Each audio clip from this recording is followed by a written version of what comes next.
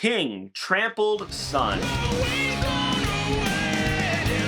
All right, here we go. Now the King Kyng, and all my friends made fun of me for listening to the band. They're like, "Why are you listening to Kyng?" But the story here is I got recommended their second album by freaking Sirius XM Radio.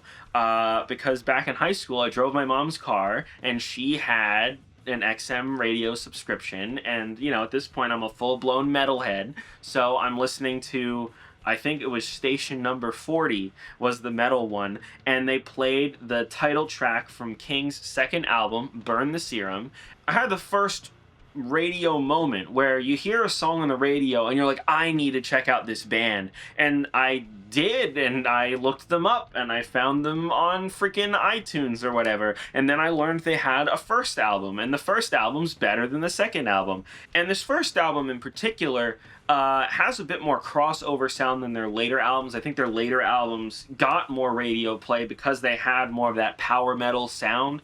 But their first album is much more like stoner rock vibes. Think Caius. I know I couldn't pronounce their band name correctly. This album got me into that sound, got me into those bands, which eventually got me into the likes of Queens of the Stone Age, Eagles of Death Metal, and kind of gave me more of this crossover appeal into more rock genres than just heavy metal, power metal, etc. I like the variety on this album. Like, I think on later King albums, and a lot of power metal that I was listening to at the time, it's just all the same tempo, all super fast, all super aggressive. Where here, this was an album that showed more varying types of emotion, which I think appealed to me at the time.